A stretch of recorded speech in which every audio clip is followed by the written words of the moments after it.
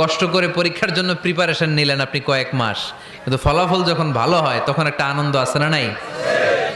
সারাদিন রোজা রাখলেন রমজানে, কি কষ্ট, তৃষ্ণায় গলা ফেটে যায়, কিন্তু ইফতারির সময় যখন রুহ আফজার শরবতটা খাই কেমন লাগে? একটা আনন্দ আছে না নাই? এজন্য আল্লাহ বললেন فإن مع العسر يسرا إن مع العسر يسرا ও নবী, কষ্টের দিন মক্কায় অল্প কিছু দিন, মদিনাতে আনন্দের দিন অপেক্ষা করছে। আমাদের জীবনে যদি দুঃখ কষ্ট আসে আমরা ধৈর্য ধরবো, তাওয়াক্কুল করবো একজনের উপর, তিনি কে? কারণ আমরা বিশ্বাস করি কষ্টের দিন এটা চিরকালের জন্য নয়, সামনে আনন্দের দিন আমাদের জন্য সেট করে রেখেছে কে?